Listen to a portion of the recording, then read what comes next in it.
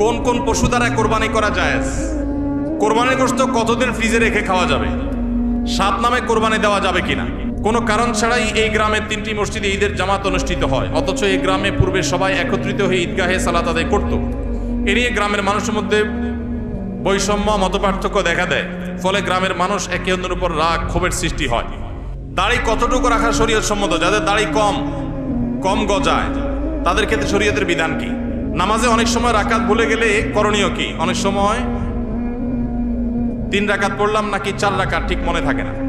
ফজরের নামাজের সময় দেরি হলে, অর্থাৎ যদি দেখা গেল সূর্য উদয় হইতেছে, এরপর কি কাজা নামাজ পড়বো নাকি ফজরের নামাজ স্বাভাবিক নিয়মে পড়বো?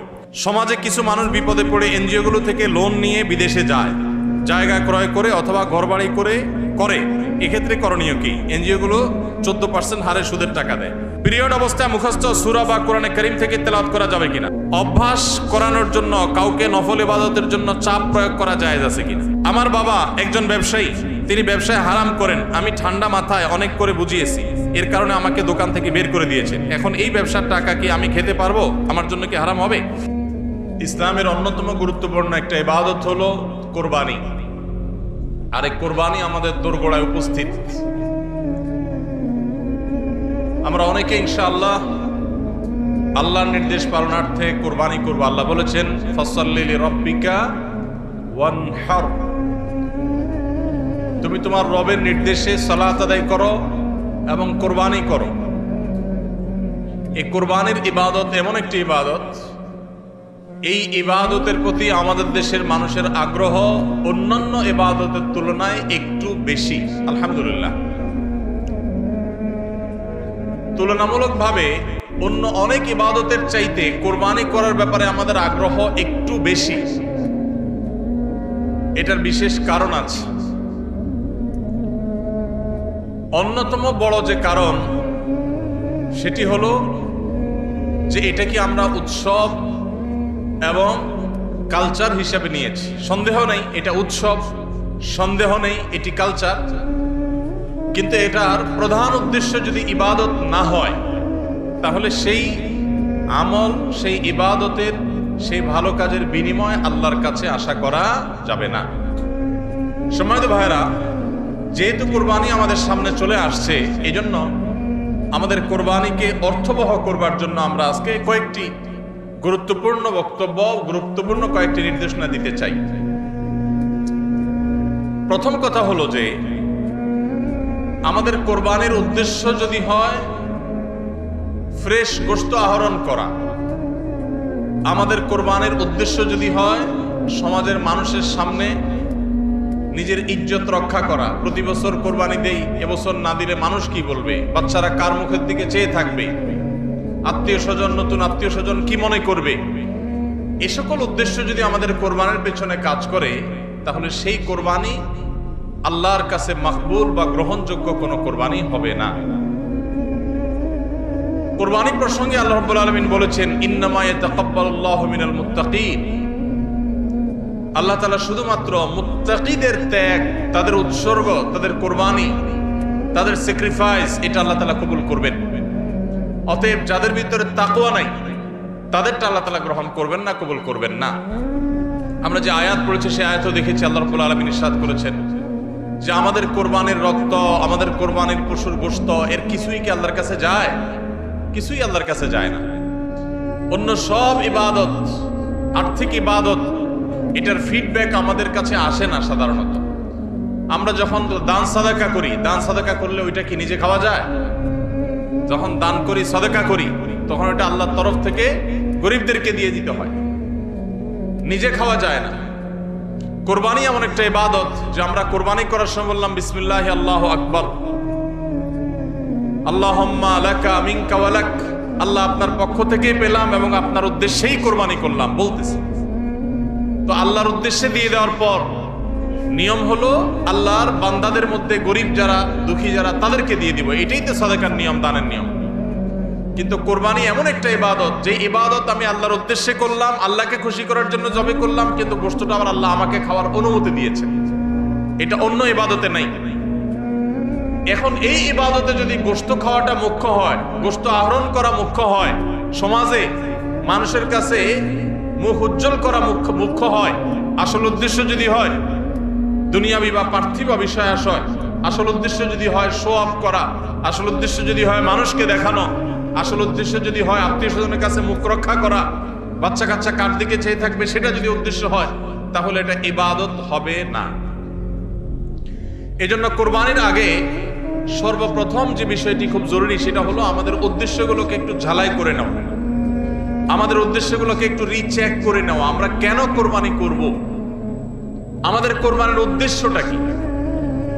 যদি শুধুমাত্র আল্লাহ সন্তুষ্টি উদ্দেশ্য হয় আর সে উদ্দেশ্যে আমি কোরবানি করি, গোশত আমার মুখ্য না, তাহলে সেক্ষেত্রে একটা গরু আমি যে দামে কিনেছি বাজার দর তার চাইতে আরো অনেক কম, তাহলে আমার আফসোস হওয়ার কথা না।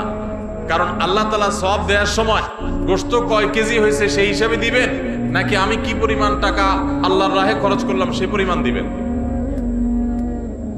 আমার খরচ করা টাকা আল্লাহর উদ্দেশ্যে যদি এটা নিয়োগ করে থাকি, তাহলে 1 লক্ষ টাকার গরু আপনি কোরবানি দিচ্ছেন, নিয়ত যদি সহি হয়, বিশুদ্ধ হয়, দুনিয়াবি কোনো ধান্দা যদি না থাকে, তাহলে আল্লাহ তাআলা সওয়াব কি 1 লক্ষ টাকার দিবেন, নাকি ওই গরুটার দাম বাজারে 80,000, আপনি কিনছেন 1 লাখ, তাহলে আল্লাহ বলবেন না তুমি কেন বেশি দিয়ে কিনছো, ওইটার দায়িত্ব তোমার, আমি 80,000 সওয়াব দেব, এমন হবে?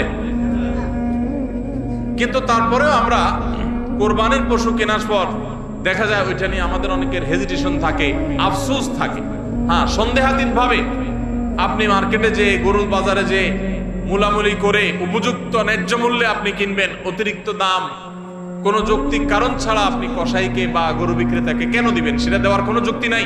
আপনি অবশ্যই মূলামূলি করে ন্যায্য মূল্যে কেনার চেষ্টা করবেন, কিন্তু কেনার পর এর দাম কত হলো না হলো, গোশত কয় কেজি হলো, পার কেজি কত পড়লো, তাতে লস হলো না লাভ হলো, এগুলা সবগুলো প্রমাণ করে যে কোরবানির উদ্দেশ্যে ভেজাল আছে। ভাইরা আমার, আমরা কোরবানি সাধারণত বেশিরভাগ মানুষ গরু দিতে পছন্দ করি। এর অনেক কারণ আছে অবশ্য। আমাদের দেশে ছাগল উৎপাদন হয় খুব কম, নানা কারণে ছাগল উৎপাদনের জন্য আমাদের এই দেশ, পৃথিবীর অনেক দেশে ছাগল অনেক বেশি উৎপাদন করা যায়। বৃষ্টি বাদল এবং ঝড় তুফানের দেশে ছাগল উৎপাদন করা নানা কারণে কঠিন, যার কারণে গরু উৎপাদন বেশি হয়, আমরা গরু কোরবানি বেশি করি। এটা দোষের কিছু না, বরং এটা স্বাভাবিক। কিন্তু আমাদের অনেকের হয়তো গরু কোরবানি করার মতো সাধ্য নাই, ছাগল কোরবানি করার সাধ্য আছে, তারপরও দেখা যায় হাওলাত বরাত করে হলেও গরু কোরবানি দেই। কেন? কারণ ছাগল কোরবানি দিলে আশেপাশে মানুষ কি বলবে? এরকম জিনিস আমাদের মধ্যে আছে না নেই? যে এত বড় লোক মানুষ, এতদিন তো জানতাম পয়সা কড়ি আছে, উনি আবার ছাগল কোরবানি দিল, তাহলে চোখ মুখ মানুষের সামনে কেমনে দেখাবে? ভাইরা আমার, তো মানুষের কাছে কি বলবো, মানুষ কি বলবে, এই চিন্তা করে যদি গরুর জায়গায় ছাগলের জায়গায় আপনি গরু দেন, হাওলাত করিও দেন, তাতে আপনার এই কোরবানির দ্বারা সওয়াব হবে না। ভাইরা আমার, সবচেয়ে বেশি নিয়তের মধ্যে ভেজাল থাকে যেই ইবাদতে, তার নাম কোরবানি। অন্য কোন ইবাদতে নিয়তের মধ্যে ভেজাল এত বেশি থাকে না, কোরবানিদের মধ্যে নিয়তের ভেজাল যত বেশি থাকে। কারণ কি? কারণ হলো ওই যে কোরবানি করার পর এটার ফিডব্যাক, এটার উপকারিতা, গোশতগুলো, এগুলো সব নিজেই ভোগ করে মানুষ, আপনার কাছে আবার ফিরে আসে। এই জন্য নিয়তের মধ্যে ভেজালের সম্ভাবনা অনেক বেশি থাকে। ভাইরা আমার, আমাদের প্রিয় নবী সাল্লাল্লাহু আলাইহি সাল্লাম তিনি কিন্তু গরু কিংবা ওট দিয়ে কোরবানি দেন নাই। এর মানে এইটা না যে গরু বা ওট দিয়ে কোরবানি দিলে সওয়াব কম হবে, এটা না। উদ্দেশ্য হলো যে ছাগল, দুম্বা, ভেড়া এরকম ছোট পশু দিয়ে কোরবানি তিনি দিয়েছেন, সাহাবায়ে কেরাম অনেকে দিয়েছেন। এখনকার মিডল ইস্টের মানুষ শতকরা বোধহয় 90-95 জন মানুষ হবে, বা আরো বেশি সংখ্যক মানুষ হবে, প্রায় সবাই, তারা কিন্তু ছাগল, দুম্বা বা ভেড়া এই ছোট পশু দিয়ে কোরবানি দেয়। আমাদের দেশে আমরা বড় পশু অর্থাৎ গরু দিয়ে কোরবানি দেই, সেটার যৌক্তিক কারণ আছে। আমি বলেছি যে আমাদের দেশে গরু উৎপাদন করা যত সহজ হয়, ছাগল উৎপাদন করা এত সহজ হয় না, নানা কারণে গরুর ছাগলের চাইতে গরুর উৎপাদন বেশি হয়, সেই হিসাবে আমরা করি, ঠিক আছে। কিন্তু যদি উদ্দেশ্য হয় বড় পশু কোরবানি করে আমি বড় কোরবানি দাতা জাহির করব নিজেকে, তাহলে এর মাধ্যমে সওয়াব হওয়া তো দূরের কথা, মানুষ দেখানো ইবাদত করার কারণে শিরকে আসগরের গুনাহ হওয়ার আশঙ্কা আছে। আমার কথা কি বুঝাইতে পারছি ভাইরা আমার? আমাদের দেশে বাস্তবতা হলো কিছু নেককার মানুষ আছেন, আল্লাহ তাআলা পয়সা করে দিয়েছেন, হালাল টাকা, আবার আল্লাহর উদ্দেশ্যে বড় পশু কুরবানি করে গরিব দুঃখীকে গোশত খাওয়ায়, গরিবদের পুষ্টির যোগান হয়, এরকম নেক উদ্দেশ্যওয়ালা মানুষ আছে আলহামদুলিল্লাহ। কিন্তু এই সীমিত সংখ্যক মানুষ ছাড়া সাধারণত গরুর সাইজ যত বড় হয় নিয়তের ভেজাল তত বেশি হয়। আমি কি আপনাদের বুঝাতে পারছি? সাধারণত গরুর সাইজ যত বড় হয় নিয়তের ভেজাল তত বেশি হয়। সব ক্ষেত্রে এটা প্রযোজ্য না। অনেক নেককার মানুষ আছেন যে গরুর সাইজে বড়, মাশাআল্লাহ নিয়তটাও খালেস, আবার উপার্জনও হালাল, এরকম আল্লাহর বান্দাও আছেন, কিন্তু তাদের সংখ্যা খুবই কম। সাধারণত গরুর আকার যত বড় হয় এই বেশিরভাগ এই শ্রেণীর কোরবানি দাতাদের নিয়তে ভেজাল বেশি। আপনি ঢাকা চলে যাবেন, গুলশান, বাড়িধারা, ঢাকার একেবারে এলিট শ্রেণীর মানুষের বসবাস যে সমস্ত এলাকায়, সে সমস্ত এলাকায় দেখবেন এক এক বাড়ির ভিতরে গ্যারেজে বিশাল বড় বড় 3টা 4টা 5টা গরু, এক একটা 4 লাখ 3 লাখ 5 লাখ এরকম দামের গরু। এই বাড়িওয়ালাদের বেশিরভাগ লোকদেরকে দেখবেন জীবনে এরা মসজিদের ধারে কাছেও যায় না, কিন্তু কোরবানিটা করে মাশাআল্লাহ। কারণ কি? একে তো কোরবানি করে গরিব দুঃখী লাইনে দাঁড়ায় থাকবে, আপনার চেয়ারে বসে বসে গরিব দুঃখীরে কোরবানি গোশত দেব, ভালোই তো লাগে। একটা বাকাওয়াতি জাহির হয়, দানবীর সেটা জাহির করা যায়, উৎসব হয়, আনন্দ হয়। আমি আগে বলেছি কোরবানি এটা উৎসব, কোরবানি একটা ইবাদত, এটা ইসলাম এবং মুসলমানদের সংস্কৃতি, সন্দেহ নেই। কিন্তু সব কিছুর উপরে ইবাদতের মানসিকতা প্রাধান্য থাকতে হবে। কারণ ইব্রাহিম আলাইহিস সালাম যে কোরবানি করেছিলেন সেই কোরবানি মূলত আল্লাহর নির্দেশ পালনার্থে করেছিলেন। তিনি মূলত আল্লাহর কাছে প্রমাণ করেছেন বা আল্লাহর কাছে প্রকাশ করেছেন যে আল্লাহ যত আদেশ করেন, যত নিষেধ করেন সব তিনি মানবেন।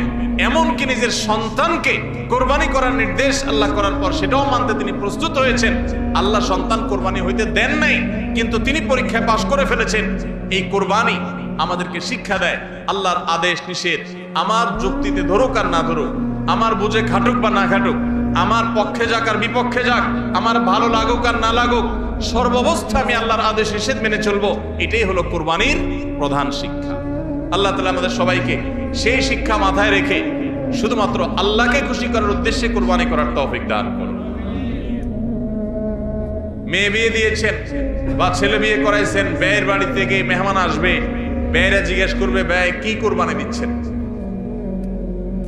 একটা ব্যাপার সেপার আছে। তখন যদি বলেন যে ব্যয় সাহেব এবার টাকা পয়সা হাতে নাই, সেজন্য এবার কোরবানি দিব না, তাহলে মুখ থাকে, এজন্য একটা কোরবানি দেওয়া লাগে। এই কোরবানি কি ব্যয় হিসাবের জন্য হলো না আল্লাহর জন্য হলো? এই ব্যয় হিসাবের জন্য কোরবানি করলে সেটা সওয়াব হবে না, বরং শিরক হবে, শিরকে আসগর। এটা কি শিরকে আসগর বলা হয়? আল্লাহ তাআলা আমাদের সবাইকে আল্লাহকে খুশি করার জন্য কোরবানি করার তৌফিক দান করুন। আল্লাহকে খুশি করার জন্য যে কোরবানি করছেন মাঝে মধ্যে একটু অ্যাসিড টেস্ট করবেন। অ্যাসিড টেস্ট বলবো, ধরেন আপনি প্রতি বছর গরু কোরবানি করেন, এক বছর হঠাৎ করে ছাগল কোরবানি করেন, ছাগল কোরবানি করেন, আপনি বলবেন এই বছর তাহলে তো গরু গোশত দিতে পারবো না, তো আরো কয়েকটা ছাগল কিনে কোরবানি আরো বেশি করা যায়, তো একজনে একটা বেশি করলে সমস্যা নাই। ছাগল অনেকগুলো কিনে গরিব দুঃখীদেরকে দিয়ে দেন, তারা কোরবানি করে তারা গোশত খায় ফেলাকে আপনার তরফ থেকে কোরবানি হয়ে যাবে। আপনি একটা ছাগল করেন, দেখেন এটা মানাইতে পারেন কিনা নিজের। যদি কোনো অসুবিধা না হয় মানাইতে, তাহলে আলহামদুলিল্লাহ আল্লাহর শুকর আদায় করতে পারেন যে আপনার নিয়তের মধ্যে বোধহয় ভেজাল নাই। আর যদি মনে হয় না প্রতি বছর গরু দেই, এবার ছাগল দিলে কেমনে হয়, মানুষ কি বলবে, তাহলে বুঝতে হবে ডাল মে কুছ কালা নেই, পুরা হি কালা है। আল্লাহ তাআলা আমাদের সবাইকে ইখলাসের সাথে তাকওয়ার সাথে কুরবানির এই আমলটি সম্পাদন করার তৌফিক দান করুন। ভাইরা আমার, কুরবানির সামনে আসছে, এখন থেকে আমরা একটু পরিবারের সদস্যদেরকে নিয়ে বসি, বাচ্চা সহ ফ্যামিলির সব সদস্যরা একটু বসেন, মশওয়ারায় বসেন, পরামর্শ মজলিসে বসেন, বসে জিজ্ঞাসা করেন আমরা আসলে কোরবানিটা কেন করতেছি। গোশত খাওয়া, ফ্রেশ গোশত আহরণ করা, মানুষের সামনে নিজেদের মুখ উজ্জ্বল করা, কি ধান্দা, উদ্দেশ্য কি? একজন একজন করে সবাই মতামত নেন এবং এটা নিশ্চিত করেন যে আমরা আল্লাহর জন্যই কোরবানি করছি। এটা কিভাবে নিশ্চিত করব? একটা তো বললাম যে বিশাল বড় গরু কোরবানি করেন সব সময়, এবার একটু ছাগল কোরবানি করেন, দেখেন তো মনে মানাইতে পারেন কিনা। কারণ আপনি বলবেন ভাই গরু কোরবানিতে অনেক টাকা লাগে, ছাগলে তো অনেক কম টাকা লাগে, তাহলে এই কোরবানি ওইটার চাইতে কিভাবে উত্তম হয়? আমি উত্তম বলতেছি না, আমি বলতেছি যে আপনার নফস, আপনার মন মানে কিনা যে আমি গরুর জায়গায় ছাগল কোরবানি করলেও তো হবে, হবে না হবে না? কেউ যদি ছাগল কোরবানি করে তার কোরবানি হবে কি হবে না? হবে। কোরবানি ছাগলও করা যায়, গরুও করা যায়, ভেড়াও করা যায়, দুম্বাও করা যায়, মহিষ দিয়েও করা যায়, উট দিয়েও করা যায়, এসব পশু দিয়ে কোরবানি করা যায়। অতএব আপনি এবছর একটু ছাগল দিয়ে করেন, বাকি গরু কেনার যে আরো বাজেটের টাকা ছিল সেগুলো দিয়ে আরো কয়েকটা ছাগল কিনে গরিব মানুষকে দিয়ে দেন, ওটা যাতে এলাকা মানুষ টের না পায়, অন্য এলাকায় দিয়ে দেন। আমরা সুন্নাহ ফাউন্ডেশনের তরফ থেকে সারা দেশে বিভিন্ন জায়গায় জায়গায় কোরবানি করি। অনেক প্রবাসী আছেন, অনেকে ইউরোপ আমেরিকার এমন এমন দেশে আছেন সেখানে কোরবানি চাইলেও করা যায় না, সুযোগ নাই, বা দেশে অনেকে আছেন যে তার হয়তো সেই সুযোগ নাই, ক্যাপাসিটি নাই, নানা কারণে সুবিধা অসুবিধা আছে। তো আমরা তাদের তরফ থেকে কোরবানি করে দেশের বিভিন্ন গরিব দুঃখীদের আপনার বাসা বাড়িতে আমরা তাদের ঘরে ঘরে গোশত পৌঁছাই দিই। তো আপনি গরুর বাজেটের টাকা দিয়ে একটা ছাগল কিনে বাকি টাকা দিয়ে এরকম ছাগল কিনে মানুষকে দান করে দেন, জবাই করে অন্য মানুষকে গোশত দিয়ে দেন, এলাকা দিলেন না, মানুষ টের পারো না, তাহলে মনকে মানাতে পারেন কিনা দেখেন। এটা হলো অ্যাসিড টেস্ট, আমি বলতেছি না সবসময়, মাঝে মধ্যে এরকম করে দেখেন যে মন মানে কিনা। যদি দেখেন যে না মন মানে, তাহলে আলহামদুলিল্লাহ ভাইরা আমার। আর একইভাবে মাঝে মধ্যে আমার কোরবানি আমি জবা করলাম, গোশত সব দিয়ে দিলাম, ফ্রিজে খুব একটা বললাম না, অল্প স্বল্প রাখলাম, কারণ আল্লাহ তাআলা বলেছেন ফাকুলু মিনহা ওয়া আতি'মুল বাঈসাল ফাকির ফাকুলু মিনহা ওয়া আতি'মুল কানি'a ওয়াল মু'তার। কোরবানি গোশত নিজেও খাবো, গরিব দুঃখীকেও খাওয়াবো, যে চায় তাকেও দিব, যে চায় না আত্মীয় স্বজন তাদেরকেও দিব। অতএব মুস্তাহাব এই তিনও ভাগে ভাগ করা, কিন্তু এটা ফরজ ওয়াজিব না। তাহলে আমি পরিমাণ একটু কম রেখে বেশিরভাগই দিয়ে দিলাম। মন মানে কিনা দেখেন, মন মানে কিনা। অনেকে আছেন লামসাম সামান্য একটু দিয়া আর সব ফ্রিজে ঠেলতে ঠেলতে ফ্রিজের দরজাই লাগে না, পারলে রশি দিয়া বাঁধে যে দরজা লাগে না, কারণ গোশত পায়া ভুড়ি কলিজা ব্যবসা সব ঢুকাইতে ঢুকাইতে ফ্রিজ বেচারা জাম হয়ে গেছে। তাহলে কোরবানি কেন করতেছি? গোশতের জন্য যদি কোরবানি হয়, এই কোরবানি কোরবানি না, এটা ফুর্তি। কোরবানি তো ত্যাগের নাম। আপনার ভিতরে ত্যাগ কতটা আছে, ত্যাগের মানসিকতা কতটা আছে? আপনি আল্লাহর রাহে আল্লাহকে খুশি করার জন্য লাখ টাকা দিয়ে গরু কোরবানি করেন, ভালো কথা। আপনার মধ্যে আসলে ত্যাগের মানসিকতা আছে কি এটা প্রমাণ করার জন্য মাদ্রাসা, নতুন মাদ্রাসা হচ্ছে, সেখানে লক্ষ লক্ষ টাকার দরকার আছে, আপনি সেখানে 20,000 50,000 টাকা অকাতরে দিতে পারেন কিনা, এটা অ্যাসিড টেস্ট। সেখানে টাকা বাইর হয় না। কোরবানিতে লাখ টাকা দেন, মাদ্রাসা টাকা দেন না, মসজিদে টাকা দেন না, আরো অনেক দিনের কাজ আছে সেখানে টাকা দেন না। গরিব দুঃখী মানুষ আছে, তাদের দরকার। একজন গরিব তার চিকিৎসা মাত্র 20,000 টাকা হলে হয়ে যায়, আপনি 20,000 টাকা দিতে পারেন কিন্তু দেন না, 2,000 দেন, 500 টাকা দেন, কিন্তু কোরবানির সময় মাশাআল্লাহ 1 লাখ টাকার গরু কিনেন।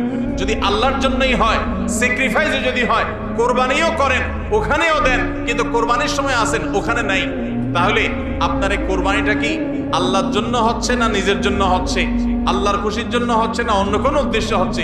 এই প্রশ্ন জোরালো ভাবে আমাদের অবশ্যই রাখতে হবে।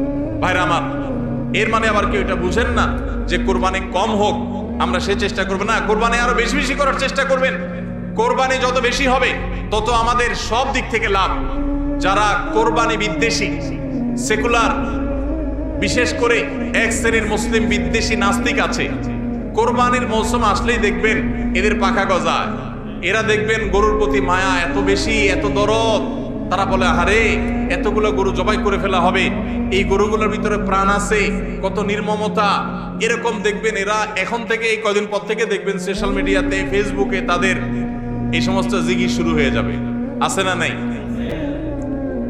এরা আবার সকাল বিকাল বিফ ছাড়া, মাটন ছাড়া, অর্থাৎ গরু গোশত আর খাসি গোশত ছাড়া, মুরগির গোশত ছাড়া তাদের নাস্তাও চলে না। তাদের নাস্তায় থাকে হলো আপনার চিকেন স্যান্ডউইচ, তাদের দুপুরে থাকে হলো বিফ কারি, তাদের রাতে থাকে হলো গরুর কালাবোনা অথবা মাটন, ডাল খাসি। 3 বেলা গোশত ছাড়া চলে না। কিন্তু মুসলমানদের কোরবানি আসলে তাদের কি হয়? অ্যালার্জি ছাড়া চুলকানি শুরু হয়। আছে না নাই? এই জন্য এদের প্রতিবাদে কোরবানি আরো বেশি করে করবেন, কিন্তু সেটা আল্লাহকে খুশি করার জন্য যেন হয়। কারে খুশি করার জন্য হবে? আল্লাহকে খুশি করার জন্য। ভাইরা আমার, কোরবানি যত বেশি হবে, আমাদের যেরকম সওয়াব হবে, আমাদের দেশের অর্থনীতিতে অনেক বেশি কল্যাণ বয়ে আনবে এই কোরবানি। কিভাবে সেটা?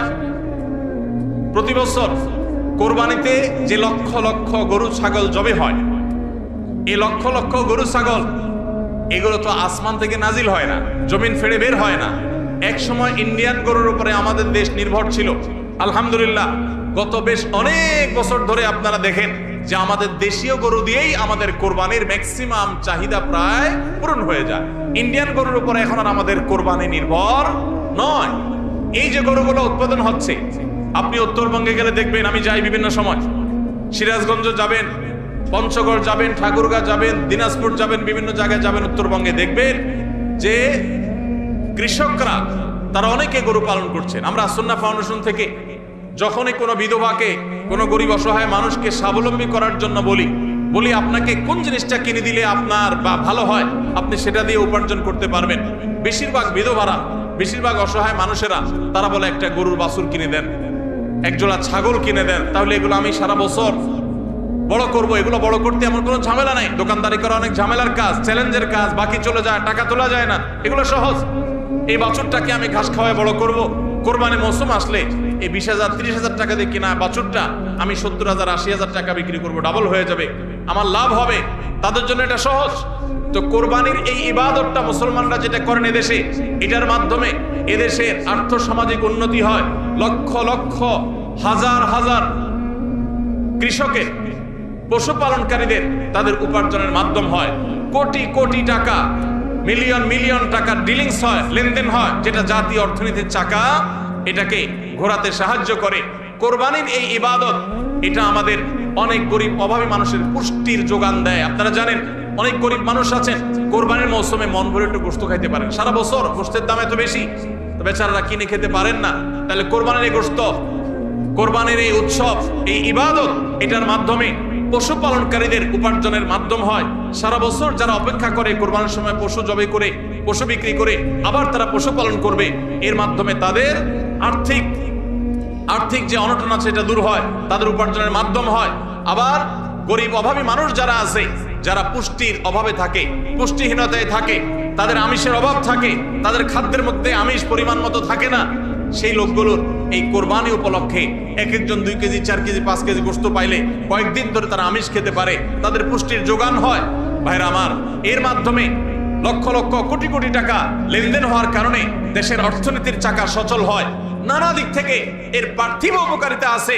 যারা কোরবানির বিরোধিতা করে ওরা বসে বসে ওই মাটন কারি, ওই বসে বসে আপনার বিফ, বসে বসে চিকেন স্যান্ডউইচ, এবং বসে বসে তারা বার্গার খাওয়া ছাড়া আর কোনো কাজ তাদের নাই।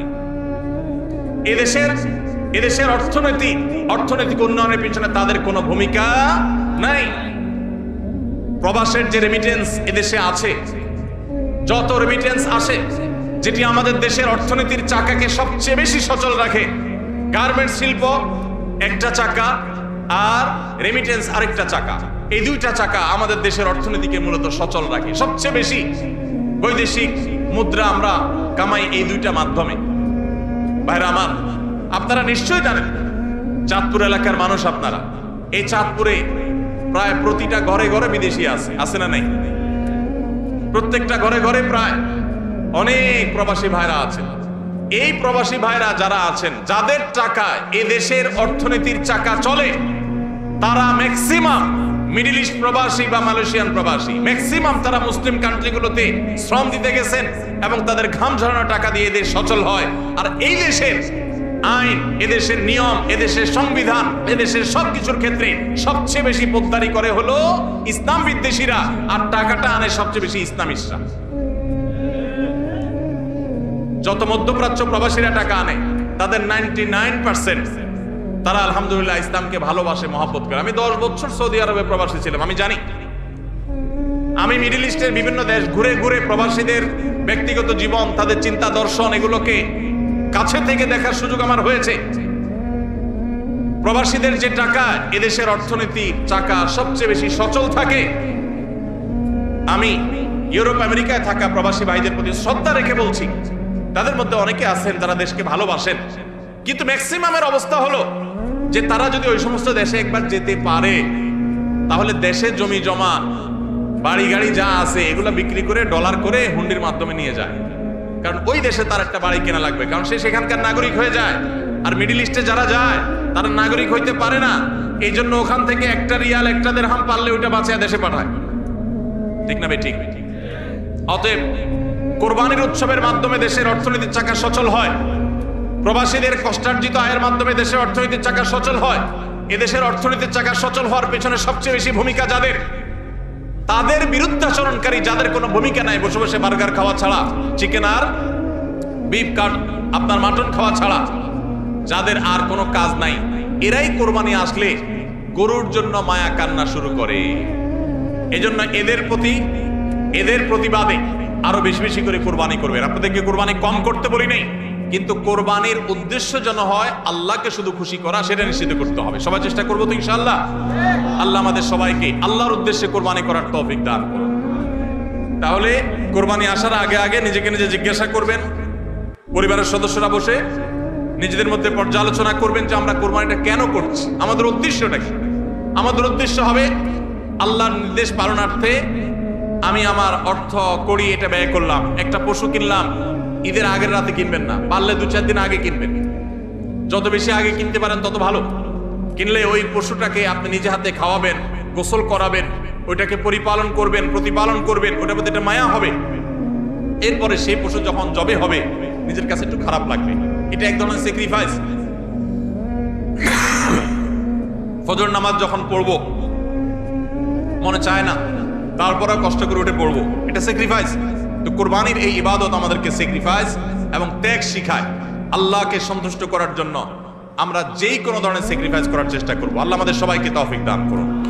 ভাইরা আমার, আমাদের কোরবানি যেন অর্থবহ হয়, বিশুদ্ধ হয়, এবং আমাদের কোরবানি যেন ত্রুটি মুক্ত হয়, এই ইবাদতের সওয়াব যেন আমরা আল্লাহর কাছে লাভ করি, সেজন্য দ্বিতীয় যে পরামর্শ দিতে চাই বা যে দ্বিতীয় আমলটি কথা বলতে চাই, সেটি হলো কোরবানির পশু এটা যারা বানাবে সে সমস্ত কসাইদেরকে উপযুক্ত মজুরি আমরা দিব, তাতে কোনো কার্পণ্য করব না। কিন্তু কোরবানির পশুর কোনো গোশত মজুরি হিসাবে দেওয়া যাবে না। কোরবানির পশুর গোশত যদি মজুরি হিসাবে দেন তাহলে সেটা জায়েজ হবে না, আপনার কোরবানি হবে না। মানুষ যদি এতগুলো পিছনে থাকেন, ফেনে বাতাস তো আসে না, আপনার পিছে কাছে।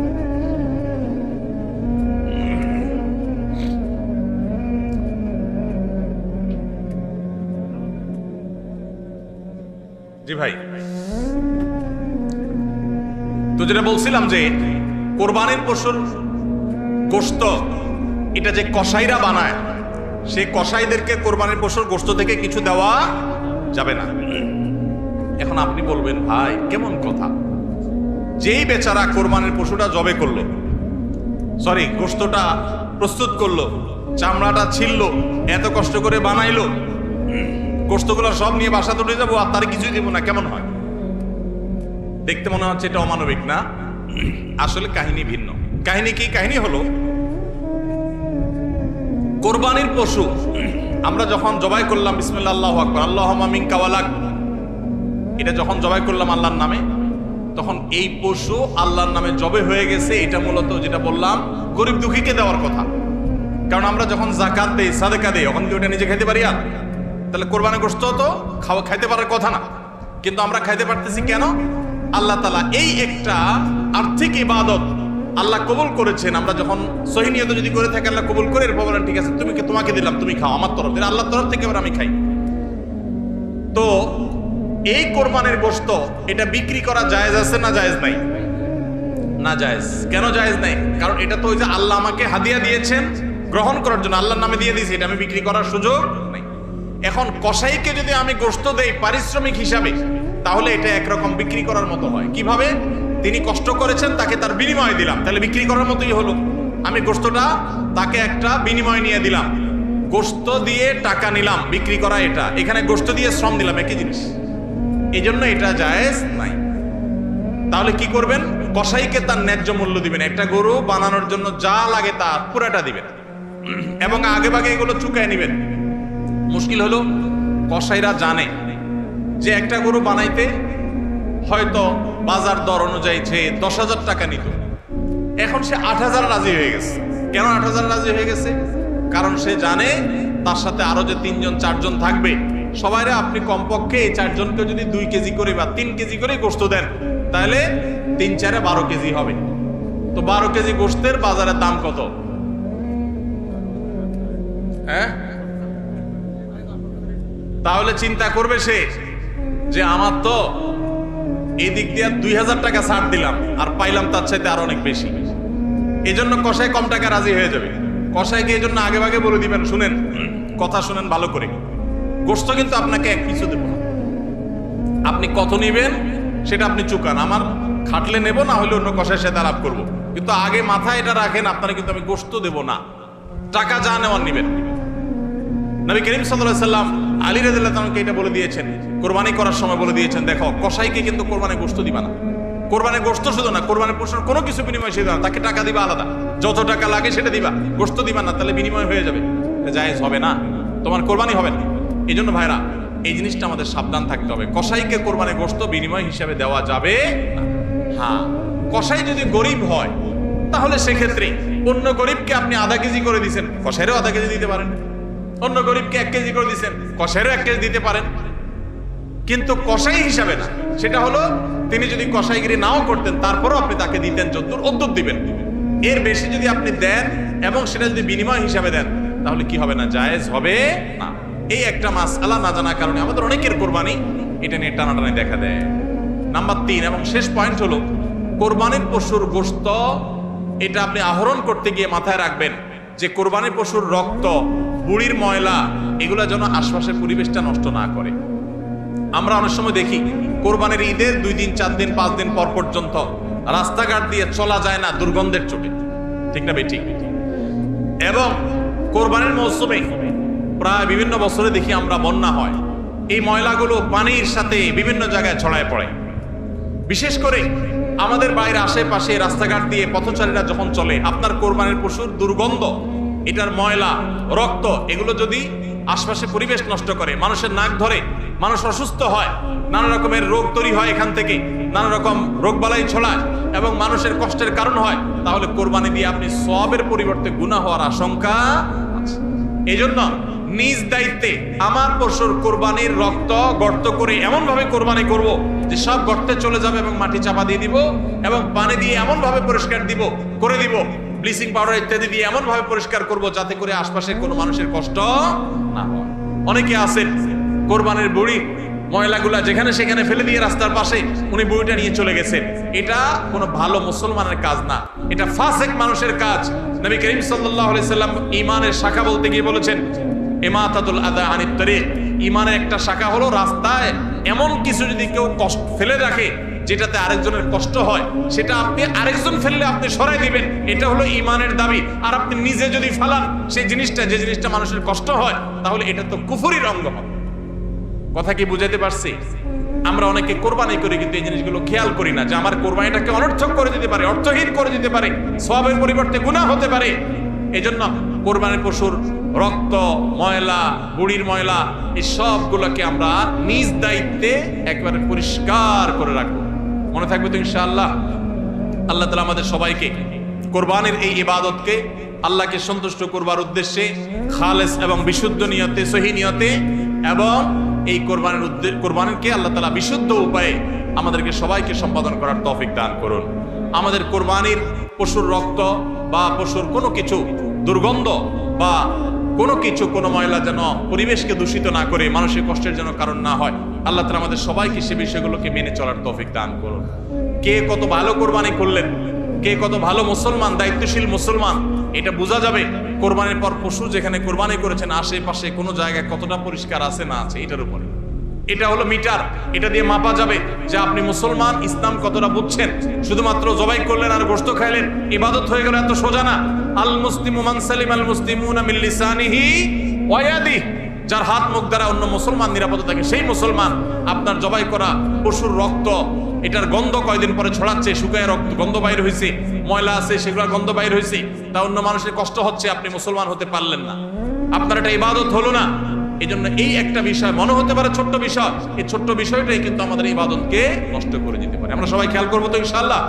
আল্লাহ তাআলা আমাদের সবাইকে আমল করার তৌফিক দান করুন। জাযাকুমুল্লাহ খাইর, জাযাকুমুল্লাহ খাইর। ভাইরা আমার, এই মাদ্রাসা নতুন হয়েছে, এই মাদ্রাসা নতুন হয়েছে। আমি তো মাদ্রাসার উদ্বোধন জানতাম, এখন দেখি উদ্বোধন আগেই হয়ে গেছে। তো যাই হোক, বেশি দিন হয়নি, খুবই নতুন মাদ্রাসা। আশেপাশে খুব বেশি শিক্ষা প্রতিষ্ঠান নাই, যতটুকু আমি জানলাম কর্তৃপক্ষ জানালেন। আপনাদের এলাকাবাসী, আপনাদের জন্য কর্তব্য হলো এই মাদ্রাসাকে সর্বাত্মক সহযোগিতা করা। সন্তান ভর্তিকরণের মাধ্যমে, নগদ অর্থ করে দিয়ে, বুদ্ধি পরামর্শ দিয়ে, যে যেভাবে পারেন সে সেভাবে এই মাদ্রাসাকে সাহায্য করবেন। সবাই চেষ্টা করবেন তো ইনশাআল্লাহ। মনে রাখবেন, এই সমস্ত মাদ্রাসাগুলো যদি না থাকতো আমাদের দেশে, আফ্রিকার যে অবস্থা দেখতেছেন না, আফ্রিকার অবস্থা অনেকে শুনেন। আফ্রিকার কোন কোন অঞ্চল আছে যে 10 টাকা পকেটে নিয়ে মানুষ চাইতে পারে না, নিরাপদ না, খুন করে ফেলা 10 টাকার জন্য, একটা মোবাইলের জন্য মানুষ খুন করে ফেলা। আমাদের দেশে বাইরে অনেকে সাউথ আফ্রিকা আছেন, তারা অনেকে এই ধরনের অনিশ্চয়তার মধ্যে, এই ধরনের আশঙ্কার মধ্যে থাকেন। আমাদের দেশ নানা দিক থেকে আমরা পিছিয়ে আছি, আর্থিক অনটন অনেক বেশি, গরিব মানুষের সংখ্যা অনেক বেশি। এরপরও এই দেশে অপরাধ প্রবণতা যতটুকু নিয়ন্ত্রণে আছে, এর জন্য আইন শৃঙ্খলা রক্ষাকারী বাহিনীর অবদান, প্রশাসনের অবদান যতটা আছে, তার চাইতে কোনো ক্রমেই এদেশের আলেমদের অবদান কম নয়। মসজিদগুলো থেকে, মাহফিলগুলো থেকে, এদেশের দ্বীনি প্রোগ্রামগুলো থেকে সর্বদা মানুষকে সততার পথে আহ্বান করা হয়, সারাদিন মানুষকে আল্লাহর ভয় দেওয়া হয়, যার কারণে মানুষ এখনো যতটা ভালো আছে, এর বেশিরভাগ ক্রেডিট হলো এই দ্বীনি প্রতিষ্ঠানগুলোর, দ্বীনি আয়োজনগুলো। আপনারা কেউ কোনোদিন শুনেন নাই যে কোনো মসজিদের ওয়াজ শুনে, কোনো মাহফিলে কোনো হুজুরের ওয়াজ শুনে কেউ চুরি হয়ে শুরু করে দিছে, ডাকাতি শুরু করে দিছে, মাদকাসক্ত হয়ে গেছে? শুনছেন কোনোদিন? বরং উল্টাটা শুনবেন, বহু চোর, বহু ডাকাত, বহু খারাপ মানুষ এখান থেকে ভালো হয়েছে। তো এই মাদ্রাসাগুলো যদি বেঁচে থাকে, আমাদের দেশ বেঁচে থাকবে, আমরা ভালো থাকবো, আমাদের জেনারেশন ভালো থাকবে। আর যদি মাদ্রাসাগুলো শেষ হয়ে যায়, দুর্বল হয়ে যায়, তাহলে আমরা ধ্বংস হয়ে যাব। আজ আমাদের সমাজে যতটুকু অনাচার, যতটুকু অনিয়ম, যতটুকু অন্যায়, যতটুকু পাপাচার আমরা দেখি, এটি দাওয়াতের অভাবে, ইসলাম প্রচারের, যথাযথভাবে ইসলামকে প্রচার করার অভাবে। আর সে অভাব দূর করবার জন্যই এই প্রতিষ্ঠানগুলোকে আমাদের বাঁচিয়ে রাখতে হবে। মনে রাখবেন, সাদেকায়ে জারিয়া এটা। মসজিদ করার জন্য আমাদের দেশে অনেকেই আলহামদুলিল্লাহ আগ্রহ হয়ে দান করেন, কিন্তু মাদ্রাসা করার জন্য টাকা দিতে চান না। অথচ সন্দেহ নেই, মসজিদ আল্লাহর ঘর, মুসলমান সমাজের মূল কেন্দ্র মসজিদ। নবী সাল্লাল্লাহু আলাইহি ওয়াসাল্লাম প্রথম মদিনায় গিয়ে মসজিদই বানাইছেন, সন্দেহ নেই। কিন্তু মনে রাখবেন, মসজিদকে যদি আপনি শোরুমের সাথে তুলনা করেন, তাহলে মাদ্রাসাকে আপনি তুলনা করতে পারেন ইন্ডাস্ট্রি, কারখানার সাথে। মাদ্রাসা যে আলেমগুলো তৈরি হয়, প্রোডাকশন হয়, এই আলেমগুলোকে মসজিদে উপস্থাপন করা। মসজিদের মিম্বরে যে হুজুর দেখেন, যে আলেম দেখেন, তার প্রোডাকশন হয়েছে কোত্থেকে? মাদ্রাসা থেকে। এজন্য মাদ্রাসাগুলো হলো কারখানার মতো, এগুলো টিকে না থাকলে শোরুমে মাল পাবেন না, শোরুমে মানুষ পাবেন না, মসজিদে উপযুক্ত ব্যক্তি পাবেন না। পৃথিবীর অনেক দেশ আছে, যে দেশগুলোতে অনেক সুন্দর সুন্দর মসজিদ আছে, কিন্তু ভালো ইমাম নাই, ভালো খতিব নাই, ভালো আলেম নাই, ভালো ওয়াইজ নাই, ভালো দায়ী নাই। এই জন্য মসজিদগুলো বা মাদ্রাসাগুলো বাঁচায় রাখতে হবে, কি হবে না? এই মাদ্রাসাগুলোকে আপনারা বুদ্ধি দিয়ে, অর্থ করে দিয়ে সাহায্য সহায়তা করবেন। চাঁদপুরের মানুষ পয়সাওয়ালা মানুষ, মাদ্রাসা এখনো কয়েক লক্ষ টাকা দেয় না। কই মোতায়েম সাহেব কত টাকা দেয় না? কত টাকা দেয় না? 16 লক্ষ টাকা নাকি দেয় না? আল্লাহু আকবার। এতটুকু একটা মাদ্রাসা, তার মানে দেনার উপরে দাঁড়িয়ে আছে মাদ্রাসা।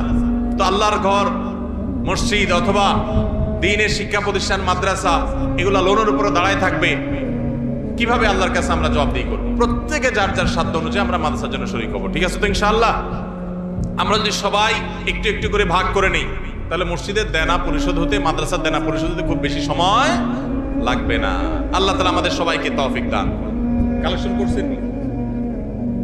করছেন নি কালেকশন? মাশাআল্লাহ মাশাআল্লাহ, জাযাকুমুল্লাহ খাইর। তাহলে আপনারা সবাই যার যার সাধ্য অনুযায়ী, এখন কেউ বিশেষভাবে বলার মতো আছেন বিশেষ কোনো অঙ্ক? 16 লাখ টাকা দেনা আছে, 1 লাখ 2 লাখ এরকম দেনা দিয়ে দিবেন, মাদ্রাসা দেনা পরিশোধের জন্য দান করবেন, কেউ আছেন? সাদাকায়ে জারিয়া, আম কিনে খাওয়া এক জিনিস, আর আম গাছ লাগায়া সে গাছের আম খাওয়া আরেক জিনিস। আপনি নিজে সুবহানাল্লাহ আলহামদুলিল্লাহ আল্লাহু আকবার পড়লেন, ইবাদতবন্দি করলেন, এটা হলো আম কিনা খাইলেন, ওয়ান টাইম খাইলেন শেষ। আর আম গাছ লাগাই দিলেন, এই মাদ্রাসায় টাকা দান করলেন, এটা হলো আম গাছ লাগানো। কারণ এখান থেকে যত ছাত্র বাইর হবে, আলেম বাইর হবে, হাফেজ বাইর হবে, এগুলো সবগুলোর সব আপনি পাইতে থাকবেন। গাছ লাগালে যেরকম প্রতি বছর বছর আম খান, ঠিক একইভাবে মাদ্রাসা করলে সেখানে প্রতি বছর বছর যে ছাত্র বাইর হবে, আলেম বাইর হবে, সেগুলোর সব আল্লাহ তাআলা আপনাকে কবরে বসায় বসায় শোয়া শোয়া দিবেন। এই মাদ্রাসা হয়তো 100 বছর টিকে থাকবে, আপনি তো দুনিয়াতে 100 বছর বাঁচবেন না। সুবহানাল্লাহ একবার বলবেন, একবারে সওয়াব পাবেন, কিন্তু মাদ্রাসাটা যতদিন থাকবে ততদিন আপনার আমলনামায় সওয়াব যেতে থাকবে। সবাই শরীক হওয়ার চেষ্টা করবো তো ইনশাআল্লাহ। বলার মতো উল্লেখযোগ্য কেউ আসেননি যে মাদ্রাসার দেনা পরিশোধের জন্য, মাদ্রাসার বিল্ডিং এর কাজের জন্য সাদকা জারিয়া হিসাবে শরীক থাকবেন, এরকম কেউ বলার মতো আছেন? যদি কেউ থাকেন মোহতারাম সাহেবের সাথে যোগাযোগ করবেন এবং মাহফিল উপলক্ষে অন্তত কিছু না কিছু শরীক হয়ে যাওয়ার চেষ্টা করবেন। আল্লাহ তাআলা সবাইকে তৌফিক দান করুন। জাযাকুমুল্লাহ খাইর। দোয়া করবেন কি হুজুর নেই? না আর কথা আছে না? না দোয়ার হুজুর আপনি বড় হুজুর করে লাগে না। জাযাকুমুল্লাহ খাইর। আর সুযোগ নেই, সময় নেই। ও ভাই, আপনাদের প্রশ্নগুলোর সময় নাই আমার হাতে ভাই, 10:30 বাজে গেছে। প্রশ্ন উত্তর ওখানে যাই দেব কিছু? জি, দোয়া আপনার, আপনি মাইক দিয়ে দোয়া করবেন ইনশাআল্লাহ। ভাই কয়েকটা প্রশ্ন আছে, সংক্ষেপে আমরা দেখি কয়েকটা উত্তর দেওয়ার চেষ্টা করি। বিসমিল্লাহ। কোন কোন পশু দ্বারা কোরবানি করা জায়েজ? কোন কোন পশু দ্বারা কোরবানি করা জায়েজ ভাই? এটার উত্তর হলো, কোরবানি করা যাবে উট দিয়ে, যদি উটের বয়স হয় 5 বছর। কয় বছর? 5 বছর বয়সী উট। আর গরু দিয়ে কোরবানি করা যাবে, মহিষ দিয়েও করা যাবে যদি গরু মহিষের বয়স হয় 2 বছর। আর ছাগল দিয়ে, ভেড়া এবং দুম্বা দিয়ে কোরবানি করা যাবে যদি এগুলোর বয়স হয় 1 বছর। তাহলে 3 ক্যাটাগরির পশু, উট আর গরু মহিষ এবং ছাগল ভেড়া দুম্বা, এই 3 ক্যাটাগরির পশু দিয়ে কোরবানি করা জায়েজ আছে। এবং এছাড়া অন্যান্য যেগুলো আছে, বন্য জন্তু অথবা অন্যান্য হালাল পশু, হাঁস মোরগ, এগুলো কোনোটা দিয়ে কোরবানি করা জায়েজ নাই। কোরবানি শুধুমাত্র ওইটা দিয়ে কোরবানি করা জায়েজ আছে, 3 ক্যাটাগরির পশু। কোরবানির গোশত কতদিন ফ্রিজে রেখে খাওয়া যাবে? কোরবানির গোশত কতদিন ফ্রিজে রেখে খেতে পারবেন? ভাইরা আমার, এটার কোনো লিমিটেশন নাই। এটা নির্ভর করবে আপনার রুচির উপরে। এটা নির্ভর করবে যে আপনি কতদিন রেখে নিজে খেতে চাচ্ছেন, বা এটা কতদিন ভালো থাকে তার উপরে। অনেকে খুব বেশি দিন গোশত ফ্রিজে রেখে, মাছ ফ্রিজে রেখে খেতে পছন্দ করেন না। ভাইরা আমার, কোরবানির গোশত যেহেতু আল্লাহকে আমি দিয়ে দিয়েছি, এটা আসলে আমার কিনা গোশতের মতো না। অতএব এখানে আমি যেটুকু পাই ওইটুকুই আমার জন্য বেশি। এই মানসিকতা থাকলে তাহলে গোশতের মধ্যে লাভ লস আর হিসাব করার মানসিকতা আমাদের থাকবে না। কোরবানির পশুর গোশত বেশিরভাগই দান করে দিবেন। আপনি 3 ভাগের 1 ভাগ দান করলেন, 1 ভাগ আত্মীয় স্বজনকে খাওয়ালেন, আরেক ভাগ আপনি রেখে দিলেন। এটা হলো মুস্তাহাব, কিন্তু এটা জরুরি না। কেউ যদি বেশিরভাগও রেখে দেয় তার কোরবানি হয়ে যাবে। উদ্দেশ্য যদি আল্লাহকে খুশি করা হয়, গোশতটা যদি মূল উদ্দেশ্য না হয়। কারোর উদ্দেশ্য হতে পারে যে আমি রেখে দিয়ে পরে আস্তে আস্তে আল্লাহর হস্তে মানুষকে দিব, গরিব দুঃখীদেরকে রান্না করে খাওয়াবো, নিজেরাও খাবো, তো আলহামদুলিল্লাহ তিনি রাখতে পারেন। এটা কোনো লিমিটেশন নাই যে কোরবানি গোশত এতদিনে বেশি রাখা যায় না, এমন কোনো কথা নাই। আসন্ন কোরবানি নিয়ে যদি কিছু নসিহা পেশ করতেন, আমরা বলে ফেলেছি সেটা। 7 নামে কোরবানি দেওয়া যাবে কিনা, কোরবানি 7 নামে দিবেন কিনা? ভাইরা আমার, কোরবানি মূলত আল্লাহর নামে হবে, এটা আমাদের বলার ভুল। আমরা বলি 7 নামে কোরবানি, আসলে 7 নামে না, 7 জনের তরফ থেকে, 7 ব্যক্তির তরফ থেকে কোরবানি হয়, 7 ব্যক্তির পক্ষ থেকে কোরবানি হতে পারে। গরুতে, ওটে সর্বোচ্চ 7টা ভাগ হতে পারে, 7-এর নিচে হতে পারে, উপরে হতে পারে না। আবার ভগ্নাংশ হবে না, অর্থাৎ 1 ভাগ 2 জনে মিলে নিলে হবে না। বুঝে আসছে কথা? 3 ভাগ হতে পারে, 2 ভাগ হতে পারে, 7 ভাগ সর্বোচ্চ হতে পারে। 7 ব্যক্তির পক্ষ থেকে কোরবানি যথেষ্ট হবে। গরু এবং ওটে, মহিষে, এগুলোতে যথেষ্ট হবে। পরিষ্কার নবী করিম সাল্লাল্লাহু আলাইহি ওয়াসাল্লামের হাদিস রয়েছে।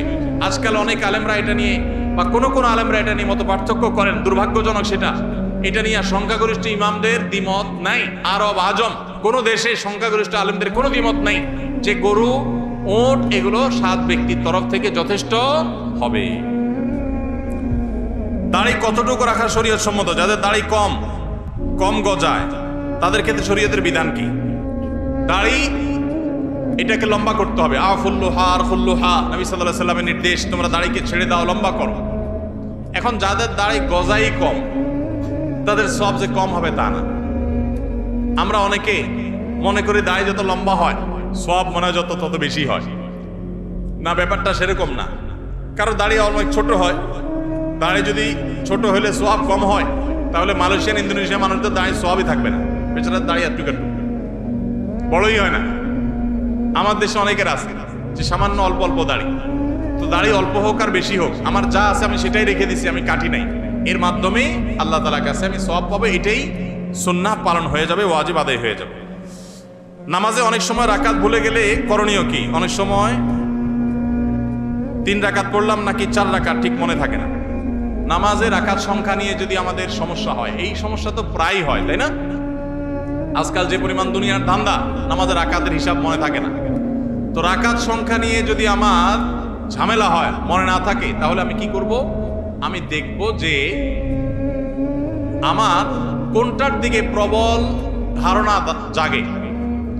3 রাকাত আর 4 রাকাত দুইটা নিয়ে সন্দেহ হচ্ছে, আমার বেশিরভাগ মনে হচ্ছে 4 রাকাত, তাহলে আলহামদুলিল্লাহ 4 রাকাতই আমি ধরে নিব। আর যদি বেশিরভাগ মনে হয় 3 রাকাত, তাহলে 3 রাকাতই আমি ধরে নিব। প্রবল ধারণা যেটা হবে সেটাই আমি ধরে নিব এবং শেষে সিজদা সাউ দিয়ে নিব।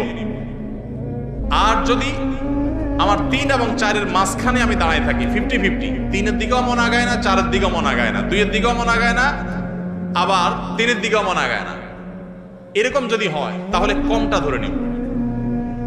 পরিষ্কার হাদিসে নবী সাল্লাল্লাহু আলাইহি ওয়াসাল্লামের নির্দেশনা রয়েছে ব্যাপারে।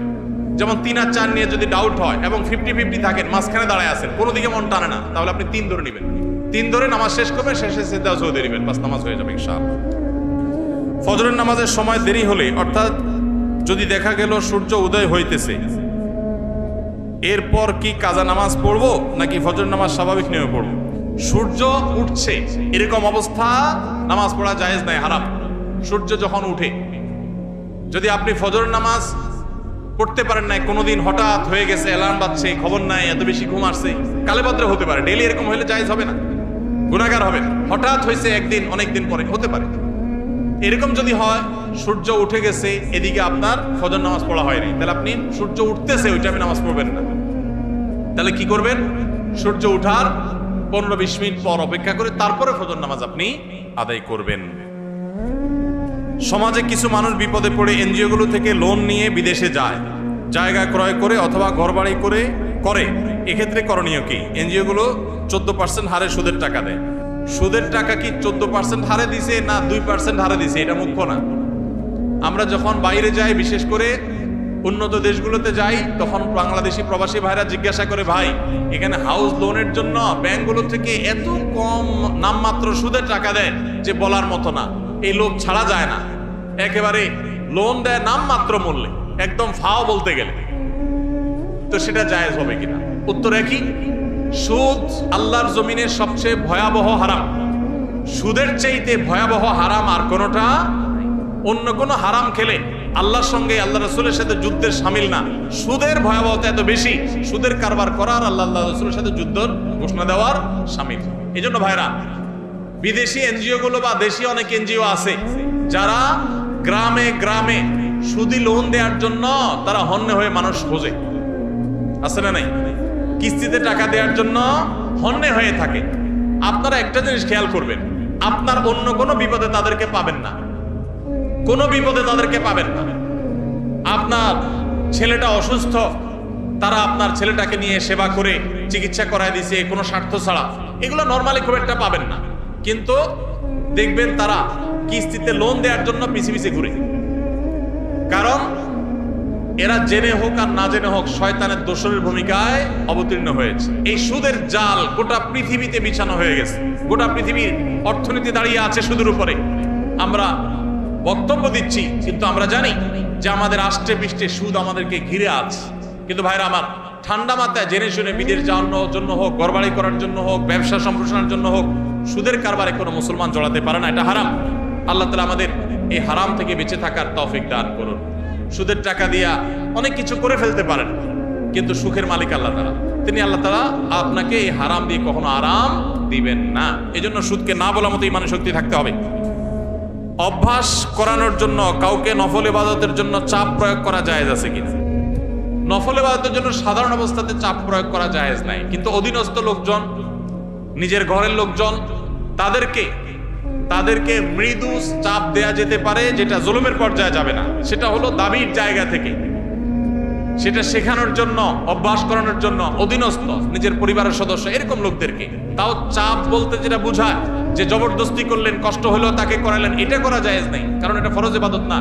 নবী করিম সাল্লাল্লাহু আলাইহি সাল্লাম রমজানের শেষ দশকে পরিবারের লোকদেরকে ঘুম থেকে ডেকে তুলতেন ইবাদতের জন্য, নফল ইবাদতের জন্য। তো এই টাইপের পরিবারকে আপনি আহ্বান করতে পারেন। এটা কিছুটা জোরাজুরি বলা যেতে পারে বাহ্যিক অর্থে, কিন্তু চাপ প্রয়োগ বলতে জুলুম যদি বুঝায় বা জবরদস্তি যদি বুঝায়, তো অভ্যাসের জন্য জবরদস্তি করানো জায়েজ নেই, কারণ বিষয়টা নফল। পিরিয়ড অবস্থায় মুখস্থ সূরা বা কোরআনে কারীম থেকে তেলাওয়াত করা যাবে কিনা? পিরিয়ড অবস্থায় কোরআন তেলাওয়াত করার ব্যাপারে জমহুর বা সংখ্যাগরিষ্ঠ ইমামদের মত হলো মা বোনরা পিরিয়ড অবস্থায় কোরআন তেলাওয়াত করবেন না। তারা কোরআন তেলাওয়াত শুনতে পারেন, তারা ইসলামিক বই পুস্তক পড়তে পারেন, তারা অন্যান্য দ্বীনি বই, তাফসীর গ্রন্থ, হাদিস গ্রন্থ পড়তে পারেন, দোয়া দুরূদ জিকির আজকার সব করতে পারেন, কিন্তু কোরআন তেলাওয়াত তারা করবেন না, কোরআন স্পর্শ করবেন না। এটা হলো জমহুর এবং সংখ্যাগরিষ্ঠ ইমামদের মত। আমার বাবা একজন ব্যবসায়ী, তিনি ব্যবসায় হারাম করেন। আমি ঠান্ডা মাথায় অনেক করে বুঝিয়েছি, এর কারণে আমাকে দোকান থেকে বের করে দিয়েছেন। এখন এই ব্যবসার টাকা কি আমি খেতে পারবো? আমার জন্য কি হারাম হবে? পুরো ব্যবসাটা যদি হারাম হয় এবং হারামের উপরে দাঁড়ায় থাকে, তাহলে আপনি নিজে যেহেতু দোকানদারি করতেছেন, তার মানে নিজে কিছু করতে পারবেন, তাহলে আপনার জন্য জায়েজ নাই। আপনি প্রাপ্তবয়স্ক হলে আপনার বিকল্প উপার্জনের পথ আপনাকে খুঁজে বের করতে হবে। আপনি টিউশনি করে হোক, অন্য জায়গায় চাকরি করে হোক, নিজের হালাল উপার্জন করবেন। হারাম, সম্পূর্ণ হারাম হলে সেটার উপর নির্ভর করতে পারেন না। হ্যাঁ, দুই একটা আইটেম হারাম আছে, ম্যাক্সিমাম হালাল, এরকম যদি হয় তাহলে সেক্ষেত্রে আপনার জন্য এটা সম্পূর্ণ হারাম হবে না। কিন্তু বাবাকে হারাম থেকে ফেরাতে পারছেন না, পরিপূর্ণ হারাম, তাহলে নিজে বিকল্প উপার্জনের পথ খুঁজে বের করবেন।